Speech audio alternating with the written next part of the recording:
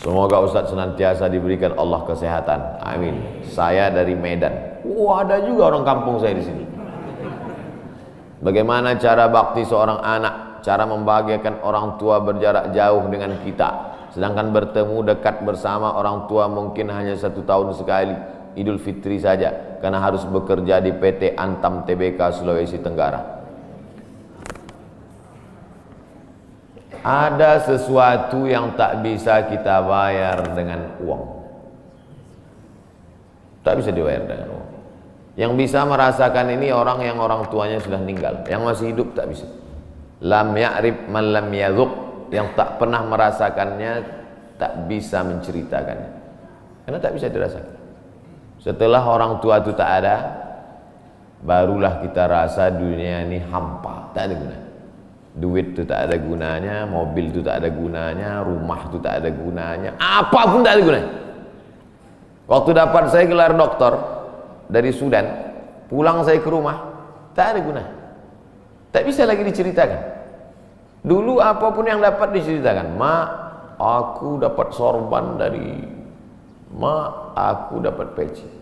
Setelah pulang tadi, pulang dari Brunei dapat gelar visiting profesor di Universitas Islam Sultan Syarif Ali. Tak ada gunanya, hampa. Paling-paling ditulis di baleho aja, profesor, doktor. Untuk menunjukkan bahwa kita bukan ustadz kaleng-kaleng.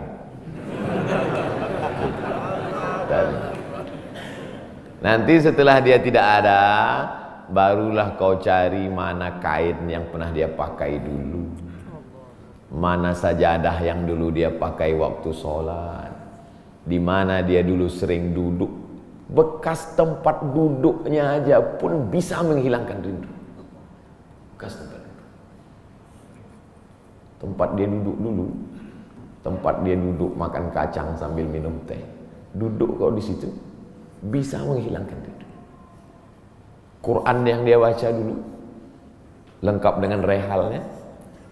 Bangun kau tengah malam, kau bentang sajadah, duduk kau di situ, kau buka Quran yang dia baca dulu, hilang rindu. Tapi setelah dia tak ada, makanya mumpung dia masih ada, ciumlah tangannya, peluklah badannya, ciumlah keningnya. Kalau kau ada duit, kirimlah. Tak bisa, karena cari makan jauh Pak Ustadz, mesti terbang dari Sumatera sampai kemari. Apa boleh buat? Memang begitu kondisi ekonomi kita sekarang. Allah tidak marah, tapi kalau kau mampu, kirimlah. Siapa orang yang kira-kira bisa digaji, dibayar untuk memasakkan dia di rumah? Berkirimlah. Karena sampai masanya nanti duit yang banyak itu tidak ada gunanya. Sebanyak apapun kau simpan, tak ada rasanya lagi, hampa, tak ada gunanya. Maka mumpung dia masih ada, Idul Fitri paksa-paksakanlah pulang. Mahal tiket pesawat, tabunglah, teleponlah. Masih ada dia menyambut teleponmu, berikan HP yang kira-kira lama dia pakai, tinggalkan. Mak, ini chargernya, ini handphonenya, ini baterainya, persiapan kalau rusak pasangkan di sini. Nanti kalau aku telepon, sampai masanya nanti handphonenya berbunyi tapi tak ada yang angkat. Selagi dia masih ada, senangkanlah hatinya. Kirimkanlah kain. Kain itu tidak akan dia pakai, tapi insya Allah menyenangkan hati dia. Ketika hatinya lapang, lapang rezeki. Ketika hatinya senang, senang hidup. Tapi kalau sudah hatinya sempit, meleleh air matanya rindu karena tak pernah kau telepon, disitulah awal azab Allah datang. Kau akan berenang dalam kesengsaraan. Mudah-mudahan Allah mengampuni dosa kita semua, dosa ibu bapa. Gimana hukumnya memberi hutang kepada orang minjam tapi berkali-kali, nggak pernah bayar? Apakah kita termasuk orang yang menzolimi dengan tidak mendidik orang tersebut menjadi mandiri? Karena sepertinya tak pernah mandiri dan tidak berniat untuk melunasi. Ayat yang paling panjang dalam Al-Quran, surat Al-Baqarah 282. Satu lembar.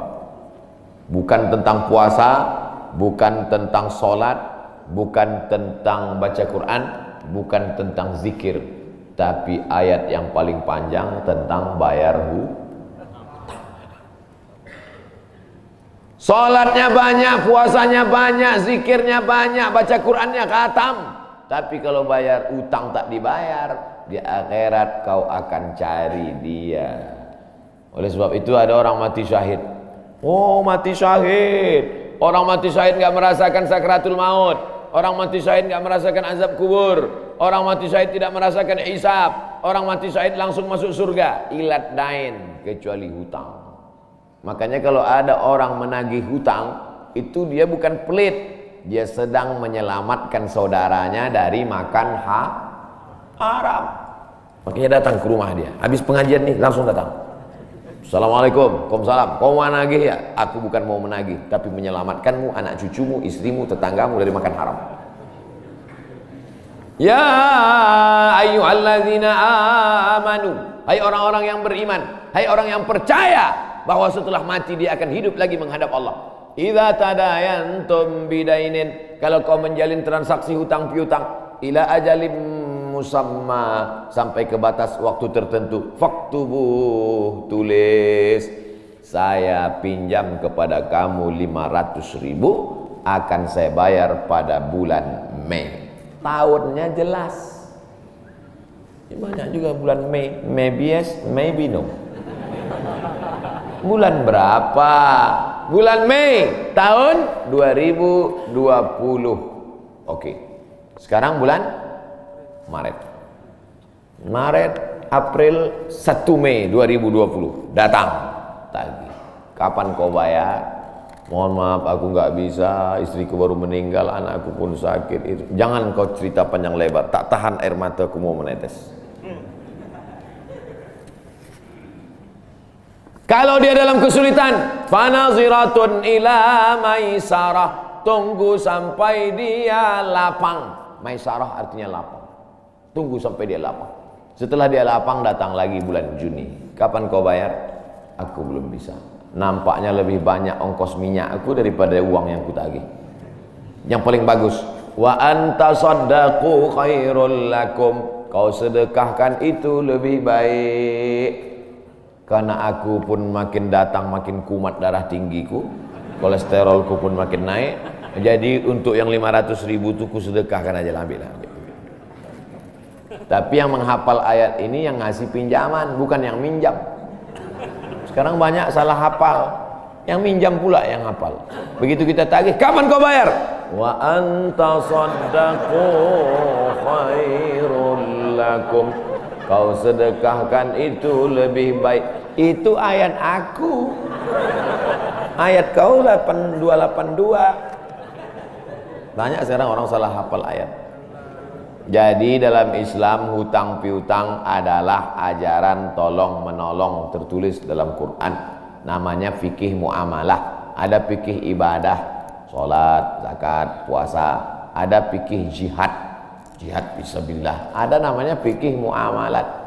Hutang piutang, gadai menggadai, pinjam meminjam, murabahah, mudharabah, bagi hasil. Maka hutang piutang ini cara tolong menolong. Jangan sampai dihilangkan. Tapi kalau tidak mendidik, maka Islam bukan agama yang memanjakan orang. Ada anak yang kurang ajar kepada orang tuanya. Bagaimana caranya berbakti kepada orang tua yang telah wafat? Apakah anak ini masih dapat ampunan Allah Subhanahu wa taala? Datanglah seorang bapak mengadu kepada Umar bin Khattab. Assalamualaikum Khalifah Amirul Mukminin Umar bin Khattab. Waalaikumsalam. Ini anak saya kurang ajar, tolong dihajar dulu. Kata Umar bin Khattab orangnya bijaksana. Dia tidak mau main pukul, dia tanya dulu. Kenapa kau kurang ajar pada bapakmu? Hai Umar bin Khattab, kata anaknya. Ya. Apakah seorang anak itu punya hak terhadap bapaknya? Ya. Apa hak anak? Mencarikan ibunya yang solihah, memberikan nama yang baik, memberikan makanan yang halal. Itu hak anak. Kata anaknya, ibuku tidak baik, makanku tidak halal, namaku pun tak baik. Apa kata Nabi kepada bapaknya? Apa kata Umar kepada bapaknya? Laqad aqaqtahu qabla an ya'aqqa alaik. Sebelum anakmu durhaka kepadamu, kau sudah durhaka duluan kepada anakmu. Jadi kalau begitu, ada anak durhaka, ada bapak ini jangan sampai anak bapak tahu. Nanti dia pulang, anak durhaka kok. Dia senyum, kau bapak durhaka. Ibunya tak baik, namanya tak baik, makannya tak baik. Kasih dia nama yang baik, kasih dia makan yang halal. Kadang-kadang kenapa otaknya tak lurus? Karena makannya tak halal. Dikasih dia makan riswah, makan sogok, makan haram. Kenapa kau kasih makan haram? Gimana lah Pak Ustadz, yang haramnya aja pun payah. Astagfirullah. Allah sediakan alam semesta begitu banyak yang halal. Kenapa kau kasih dia makan haram? Jangan pernah kasih anak makan haram. Pesan kakek saya, datuk saya, kalau bahasa kampungnya grandfather. Cucuku 40 orang, yang satu ini jangan sekolah umum. Maksudnya saya tak dikasih sekolah umum, maka saya tak pernah sekolah umum. Sekolah ibtidaiyah, sanawiyah, aliyah, al-azhar, Maroko, Sudan. Tak pernah sekolah umum. Cucuku yang ini jangan sekolah umum, jangan kasih makan haram, nanti otaknya gelap. Cucuku yang ini jangan kalian kasih makan haram, nanti otaknya gelap. Pesan itu disampaikan almarhumah mak saya ke saya. Kau pun nanti anak kau jangan kau kasih makan haram, nanti otaknya gelap. Kalau sudah otak gelap, tak bisa membedakan mana tiang, mana orang. Sifatnya kepala kita. Nah, jangan sampai anak kita durhaka gara-gara kita bapak yang durhaka. Kalau anak sudah durhaka, meninggal orang tuanya, setelah itu dia bertobat, bagaimana cara minta ampunnya? Maka dia bersedekah. Mana dalilnya? Seorang sahabat datang menjumpai Nabi. Ummi matat. Ibu saya sudah meninggal. Afa atasaddaqu anha? Kalau saya bersedekah, apakah pahalanya sampai kepada almarhumah ibu saya? Kata Nabi, tasaddaq, bersedekahlah. Sedekahmu sampai. Maka wahai anak-anak durhaka yang sudah mati ibu dan bapakmu, maka datang kau habis pengajian ini langsung ke tempat anak yatim, panti jompo, sekolah-sekolah, pondok pesantren. Tanya Pak Kiai, Pak Kiai, apa yang kurang di pesantren ini? WC. Karena pesantren santrinya 1000, WC-nya 2. Bayangkan panjang antriannya. Berapa yang keluar dalam celana? Saya bangunkan WC, pahalanya mengalir untuk almarhumah. Maka pagi, petang, siang, malam mengalir pahalanya. Sedekah. Ayu sedekatu afdal. Apa sedekah yang paling afdal? Saqiyul ma', memberi air minum. Sedekah yang paling afdal, kasih air minum. Saya ceramah di Banjarmasin, di depan rumah seorang pejabat. Itu ada kulkas tapi nggak sampai beku, freezer. Setiap dipencet keluar air dingin. Gelasnya dikasih pakai rantai besi, takut dilarikan tukang ambil aluminium. Buat wakaf untuk almarhumah. Nah, itu bagus kan. Saya ceramah di Malaysia, di pintu masjid itu ada kotak box. Kalau kita ambil satu botol, keluar botol baru. Ambil satu botol, keluar botol baru. Wakaf untuk, itu bagus, sedekah. Jangan sedekah teh botol, nanti dia kena diabetes. Air putih, ini bagus, mengalir. Sedekah sumur bor, pergi ke masjid, putar keran nggak ada air, tanya pengurus masjid, Pak pengurus, ya mana sumur bor? Nggak ada, saya buatkan. Langsung bunyi. Itu berarti cash itu. Begitu cara berbakti pada orang tua dengan sedekah. Tapi Pak Ustadz, saya jangankan sedekah makan, saya pun Senin Kamis Pak Ustadz doa, Allahumma fir lahu warhamhu wa'afihi wa'fu anhu. Bangun tengah malam, Rabbi firli wali walidayya warhamhuma kama rabbayani shaghira. Apa itu bid'ah?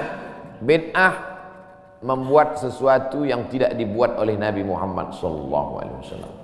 Tidak ada dalilnya dari 3 aspek: qauli, fi'li, taqriri. Perbuatan yang tidak ada dalilnya bid'ah. Jangan dikatakan perbuatan yang tidak dibuat Nabi bid'ah. Perbuatan yang tak ada dalilnya bid'ah. Karena kalau dikatakan yang tidak dibuat Nabi bid'ah, Nabi tidak pernah pakai peci. Tunjukkan saya mana hadis Nabi pakai peci. Berarti peci ini bid'ah. Nabi mimbarnya tangganya dari depan. Ini masjid tangganya dari belakang. Berarti mimbar ini bid'ah. Mimbar Nabi tangganya dari depan, 3 lantai, 1, 2, 3. Jadi yang dimaksud dengan bid'ah perbuatan yang tidak ada dalilnya. Misalnya jam 12 siang ada bapak-bapak di panas terik tegak menghadap matahari. Pak, bapak ngapain? Aku mengagungkan Allah di bulan Rajab. Bid'ah itu, karena tidak ada dalilnya sama sekali. Tapi selama ada dalilnya, tidak boleh kita katakan orang itu melakukan perbuatan bid'ah. Malam Jumat baca Yasin, kumpul 10 orang baca Yasin. Yasin wal Qur'anil Hakim, innaka laminal mursalin. Bid'ah. Loh, coba lihat dalilnya. Yang dibacanya itu Quran apa Quran? Quran. Baca Quran apa pahala? Yasin itu Quran atau enggak Quran? Quran. Man qara'a Yasin fi lailatin, siapa yang baca Yasin suatu malam, asbaha maghfuran lah, subuhnya sudah diampuni dosanya. Mestinya baca Quran itu semua, tapi karena dia enggak sanggup semua, dia pilih hati Quran. Hati Quran itu Yasin. Sentuhlah dia tepat di hatinya, dia akan jadi milikmu untuk selamanya. Makanya orang sebelum ngapal Quran semua, yang dihafal hatinya dulu. Itu sebelum ngapal Quran, yang dihafal hatinya dulu. Apa hati Quran? Ya, Yasin. Tapi jangan hatinya aja seumur hidup, yang lain juga. Nah, jadi jangan salahkan orang baca Yasin. Baca Yasin bid'ah. Loh, Yasin kan Quran. Baca Yasin malam Jumat nggak masalah. Seumur hidup baca Yasin masalah. Karena banyak surat yang lain. Baca juga Al-Fatihah, Al-Baqarah, Al-Nisa, Al-Imran, Al-Nisa, Al-Maidah, Al-An'am. Nah, jadi mudah. Perbuatan tidak ada dalilnya bid'ah. Selama ada dalilnya tidak bid'ah.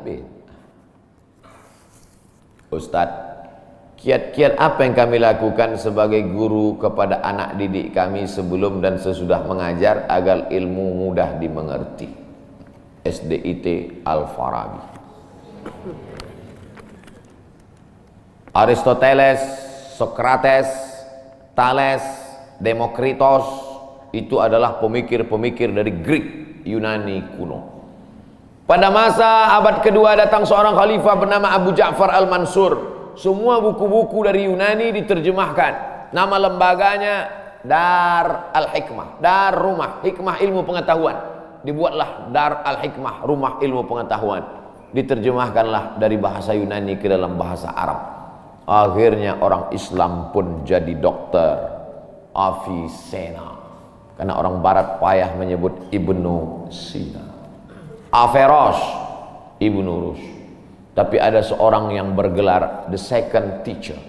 First teacher Aristoteles, second teacher Al-Farabi.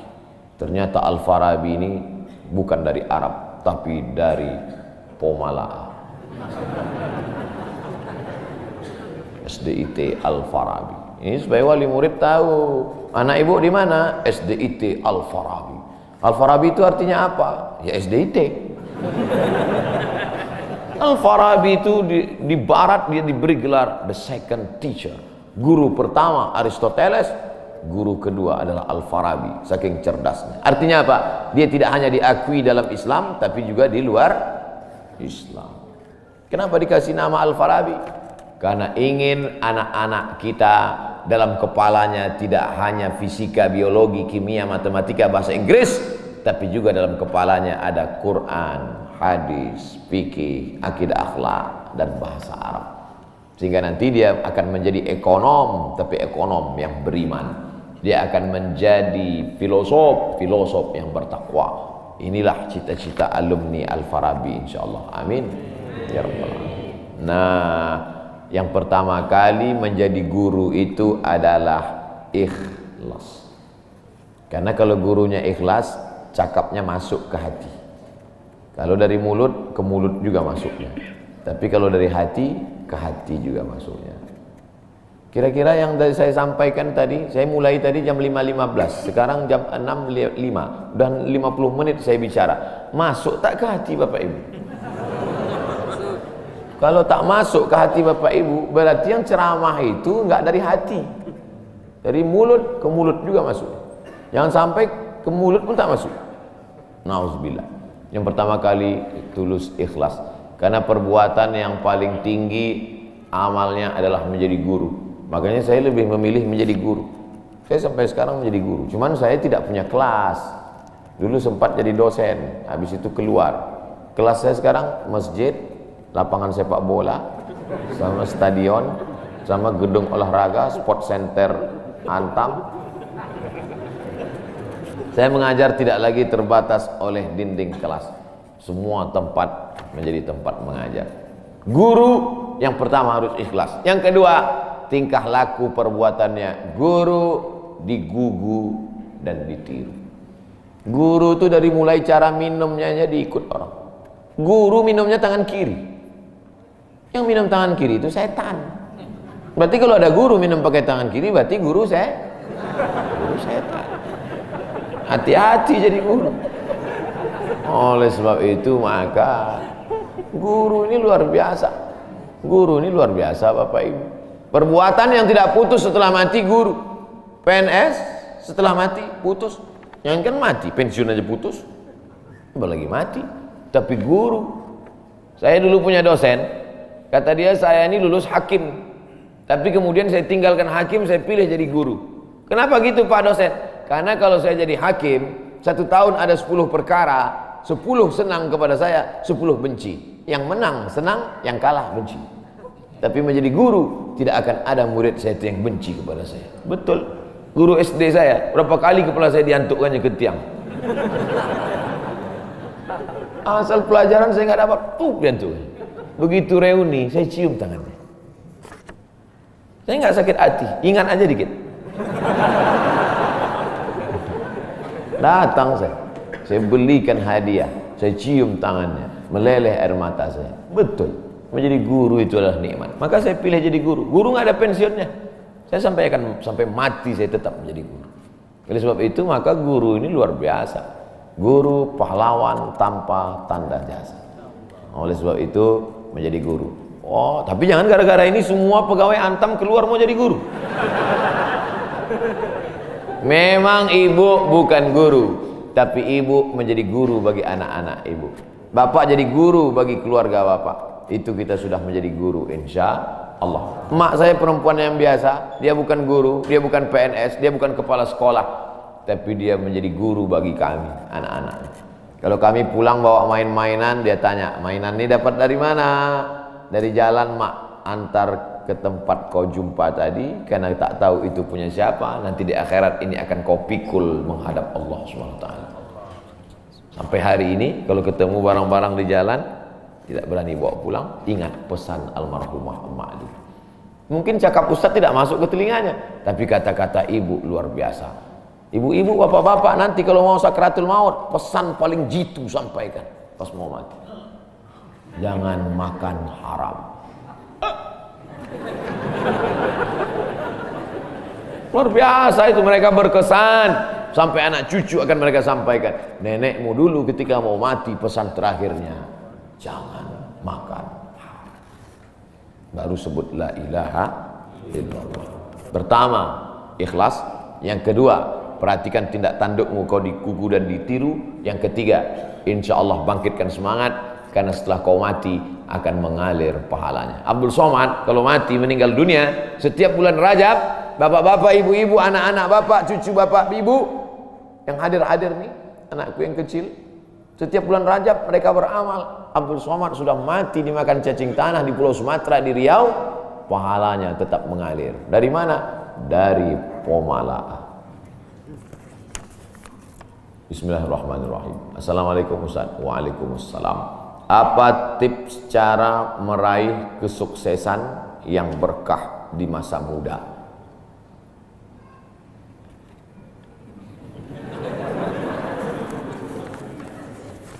Saya tidak pernah bercita-cita menjadi apapun. Cita-cita saya dulu cuma satu, bagaimana membahagiakan orang tua. Itu saja.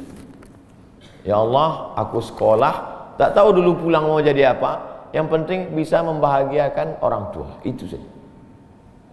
Jadi setelah itu sampai, ya sudah, bisa menyenangkan hati orang tua, bisa, itu saja. Maka selalu saya sampaikan di kampus-kampus kepada mahasiswa, kalian kalau belum bisa membahagiakan orang tua, jangan menyusahkan orang tua. Ini kadang baru ngelihat namanya aja di HP dah kumat darah tinggi emaknya. Kalau belum bisa membahagiakan dia, jangan menyusahkan dia.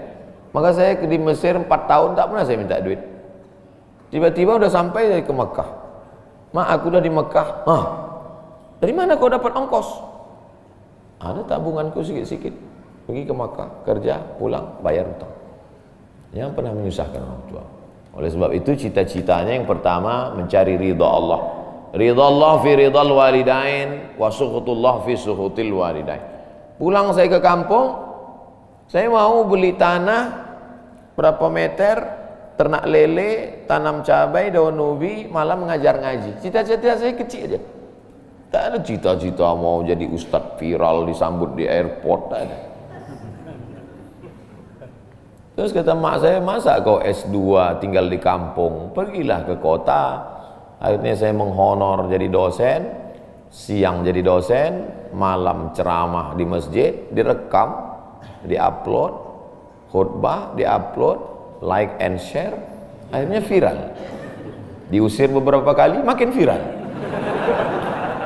Dibully, makin viral. Akhirnya yang membuli saya taubat sekarang. Ini orang makin dibully, makin viral. Udah kita diamin aja lah. Itu semua itu kerja kita atau kerja Allah? Kerja Allah. Kerjakan kerja kita, urusan Allah biar Allah yang ngurus. Kita hidup ini sama macam bawa pancing. Kita tugas kita ambil bambu, pasang kail, cari cacing, letakkan. Masalah ikannya datang tak datang itu urusan Allah. Ini kadang banyak orang ngurus urusan Allah yang dia urus. Urusan Allah yang kau urus. Kata Allah, yang mendatangkan ikan ini urusan aku. 10 pancing pasang, itu urusan kita. Tarik pancing 1, cacingnya hilang. Cari pancing 1, kailnya hilang. Cari pancing 1, talinya hilang. Yang ke-10, bambunya hilang. Marahkah kita?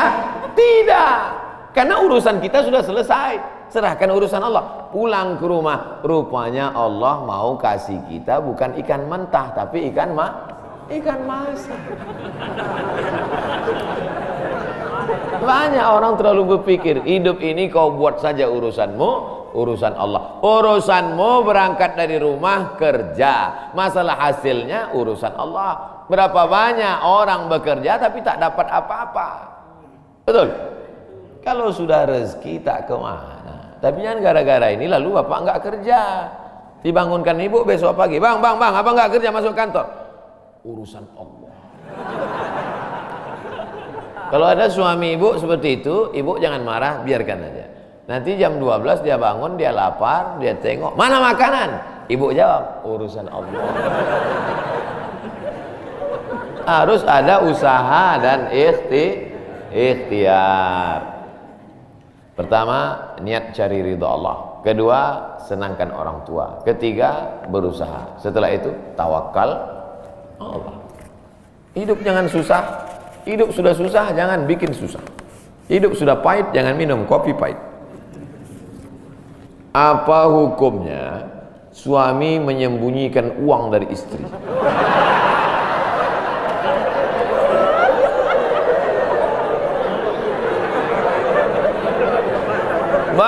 Bang, kata istrinya.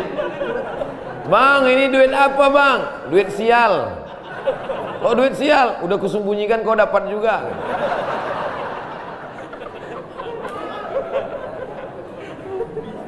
Bapak menikah sama ibu ibu menikah sama bapak, apakah hartanya jadi satu atau harta masing-masing?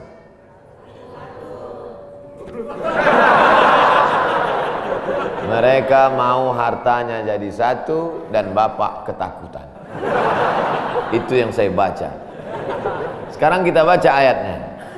Walakum nisfu ma taraka azwajukum illam yakul lahunna walad. Kalau istrimu meninggal kau dapat 50% hartanya kalau tidak ada anak.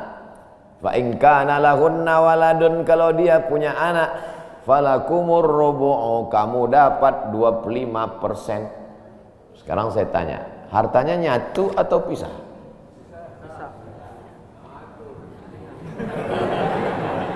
Memang kalau belum sarapan susah nangkap. Saya ulang sekali lagi. Walakum nisfu ma taraka azwajukum. Hai para suami, kamu dapat setengah harta istrimu kalau tidak ada anak. Fa in kana lahunna waladun, kalau ada anak kamu dapat 1/4. Artinya hartanya misah. Harta bapak beda, harta ibu beda. Ibu kerja, punya kebun, punya tanah, punya speedboat, itu harta dia. Bapak punya usaha, harta bapak. Meninggal ibu, 50% untuk bapak. Apa beda harta ibu dengan harta bapak?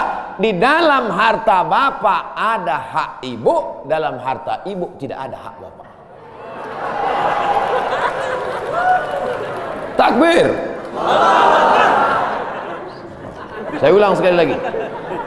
Ibu menikah dengan bapak, bapak menikah dengan ibu, ibu bawa harta, bapak bawa harta. Bedanya apa? Dalam harta bapak ada hak ibu, dalam harta ibu tidak ada hak bapak. Kenapa dalam harta bapak ada hak ibu? Karena bapak wajib memberi nafkah. Kewajiban bapak 5. Pertama, kasih makan. Kedua, kasih pakaian. Ketiga, kasih tempat tinggal. Keempat, kasih pendidikan. Kelima, kasih perhatian. Lebih dari yang ini, itu bukan milik mereka lagi. Jelas?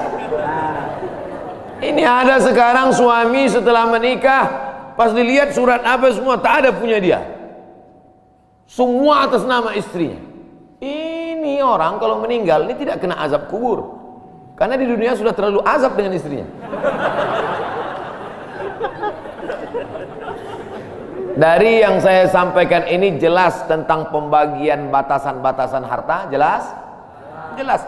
Jadi tidak serta-merta setelah menikah, jangan mau anak perempuan kita ditipu laki-laki. Istriku, mana surat mobilmu, mana surat tanahmu, tadi kita sudah akad nikah, semua hartamu, milikku, surgamu di bawah tapak kakiku. Oh, tidak begitu. Makanya laki-laki harus ngerti, perempuan juga harus paham.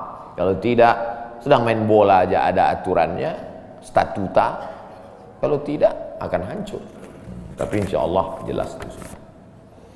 Pak Ustadz minta tolong doakan ibu saya, sudah lama sakit. Nanti kita doakan di akhir majelis. Bukan cuma ibu bapak, ibu-ibu semua kita doakan. Bagaimana niatnya doanya? Bagaimana niatnya doanya? Mandi taubat. Nawaitu, aku berniat ghuslat taubat, mandi taubat. Saya nggak bisa bahasa Arab Pak Ustadz, bahasa Indonesia, bahasa Makassar, bahasa Jawa, bahasa Batak, bahasa Mandailing, bahasa Aceh. Saya niat mandi taubat karena Allah Ta'ala. Bagaimana cara mandinya Pak Ustadz? Seperti mandi wajib, basah dari ujung rambut sampai ke ujung kaki. Di mana mandinya Pak Ustadz? Di laut bisa. Kolaka ini 30% saja daratan Pak Ustadz, yang 70 adalah lautan. Nah, mandi di laut. Apalagi kalau sampai ke tengah laut, bukan cuma dosanya hilang, orangnya hilang sekali.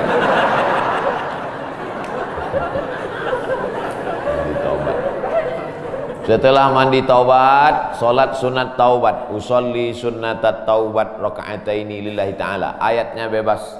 Ayat apa yang paling panjang? Hafal kau amma yatasaalun? Tidak. Wadduha? Tidak. Kulhu? Hafal apa aja kulhu. Di sujud terakhir banyak berdoa. Berapa kali solat sunat taubat sehari? Sebanyak-banyaknya. Kami dulu dipesankan guru kami, pagi sholat sunat taubat, siang sholat sunat taubat, petang sholat sunat taubat, sebanyak-banyaknya sholat sunat taubat, sholat sunat taubat, sholat sunat taubat, sholat sunat taubat. Usolli sunat taubat raka'atain lillahi ta'ala. Ma min muslimin yuznibu dzamban, ada orang yang silap salah berbuat dosa, summa yatatahhar, bersuci, berwudu, mandi, taubat, summa yusolli raka'ataini, sholat sunat 2 rakaat, summa yastaghfirullah, minta ampun kepada Allah, illa ghafarallahu lah, Allah mengampunkan dosa-dosanya. Bulan Rajab banyak-banyak taubat, bulan Sya'ban tingkatkan ke taubat, masuk ke dalam bulan Ramadan insyaallah mendapatkan Lailatul Qadri khairum min alfi syahr. Semoga Ustaz senantiasa diberikan Allah kesehatan, amin. Saya dari Medan. Ada juga orang kampung saya di sini. Bagaimana cara bakti seorang anak, cara membahagiakan orang tua berjarak jauh dengan kita, sedangkan bertemu dekat bersama orang tua mungkin hanya 1 tahun sekali, Idul Fitri saja, karena harus bekerja di PT Antam Tbk Sulawesi Tenggara. Ada sesuatu yang tak bisa kita bayar dengan uang, tak bisa dibayar dengan uang. Yang bisa merasakan ini orang yang orang tuanya sudah meninggal, yang masih hidup tak bisa. Lam ya'rif man lam yadhuq, yang tak pernah merasakannya tak bisa menceritakannya, karena tak bisa dirasakan. Setelah orang tua itu tak ada, barulah kita rasa dunia ini hampa, tak ada gunanya. Duit itu tak ada gunanya, mobil itu tak ada gunanya, rumah itu tak ada gunanya, apapun tak ada gunanya.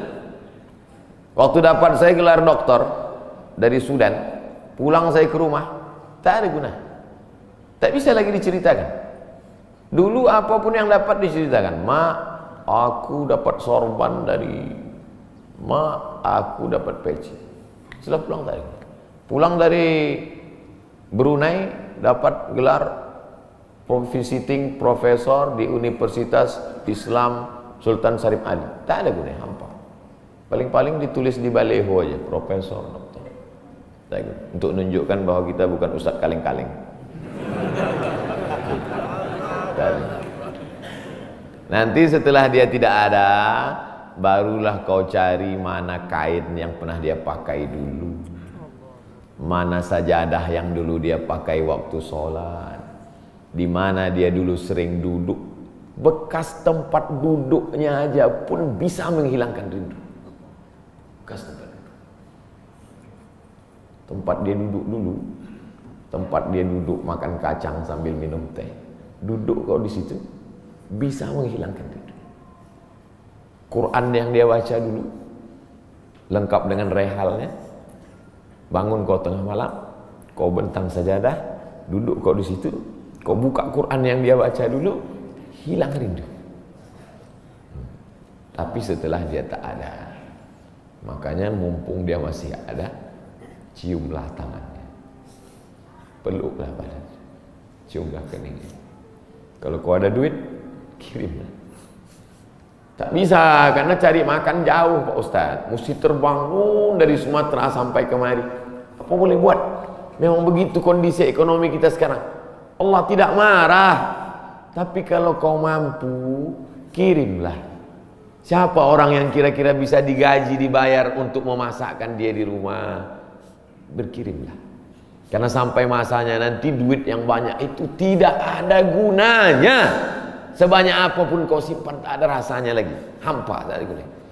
Maka mumpung dia masih ada, Idul Fitri paksa-paksakanlah pulang. Mahal tiket pesawat, tabunglah, teleponlah. Masih ada dia menyambut teleponmu, berikan HP yang kira-kira lama dia pakai, tinggalkan. Mak, ini chargernya, ini handphonenya, ini baterainya, persiapan kalau rusak pasangkan di sini. Nanti kalau aku telepon, sampai masanya nanti handphonenya berbunyi tapi tak ada yang angkat. Selagi dia masih ada, senangkanlah hatinya, kirimkanlah kain. Kain itu tidak akan dia pakai, tapi insya Allah menyenangkan hati dia. Ketika hatinya lapang, lapang rezeki. Ketika hatinya senang, senang hidup. Tapi kalau sudah hatinya sempit, meleleh air matanya rindu karena tak pernah kau telepon, disitulah awal azab Allah datang. Kau akan berenang dalam kesengsaraan. Mudah-mudahan Allah mengampuni dosa kita semua, dosa ibu bapa. Ala hazihi niyah al-Fatihah. A'udzubillahi minasyaitonir rajim. Bismillah. Alhamdulillah rabbil alamin. Ar-Rahmanir Rahim. Maliki yaumiddin. Iyyaka na'budu wa iyyaka nasta'in. Ihdinas siratal mustaqim. Shiratal ladzina an'amta 'alaihim ghairil maghdubi 'alaihim waladdallin. Amin. Rabbana ighfir lana dzunubana, ampunkan dosa kami ya Allah. Wali abaina, ayah kami ya Allah. Melepuh kulitnya untuk menyekolahkan kami, tak dapat kami balas budi baiknya ya Allah. Wali ummahatina, emak kami, 9 bulan 10 hari kami dikandungnya, 2 tahun kami disusukannya, mengalir darahnya dalam badan kami, tak dapat kami balas. Tak dapat kami balas kebaikannya, sekali teriakannya saat mengeluarkan kami ke alam yang fana ini, tak dapat kami balas kebaikannya ya Allah. Kalau dia masih hidup, sahih jasadaha, sehatkan badannya, qawi imanaha, kuatkan imannya, ar-rahmazuk hal istiqamata, berikan dia istiqamah dalam iman dan Islam. Kalau dia sudah meninggal dunia, lapangkan kuburnya ya Allah. Nawwir qabraha, terangkan makamnya ya Allah. Allahumma ja'al qabraha radatan min riyadil jinan, jadikan kuburnya salah satu dari taman-taman surga. La taj'al qabraha hufratan min hufarin niran, jangan jadikan kuburnya salah satu dari lubang neraka ya Allah.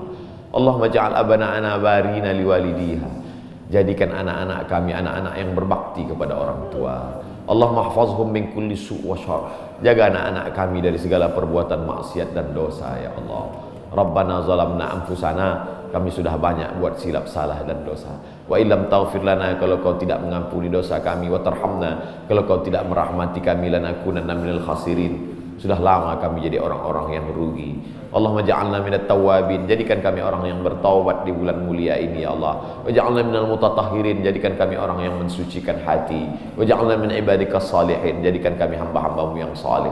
Allahumma ja'al akhira kalamina inda intihai ajalina, kalau ajal kami sampai, malaikat maut tiba mencabut nyawa kami, jadikanlah yang terakhir keluar dari mulut kami la ilaha illallah Muhammadur Rasulullah SAW, kalimatu haqqin alaiha nahya, dengan itu kami hidup, wa alaiha namutu, dengan itu kami mati, wa biha nub'atsu, dengan itu kami nanti akan dibangkitkan di padang mahsyar. Rabbana atina fid dunya hasanah wa fil akhirati hasanah wa qina adzabannar. Wa sallallahu ala sayyidina wa maulana Muhammad wa ala alihi wa sahbihi wa sallam, walhamdulillahi rabbil alamin.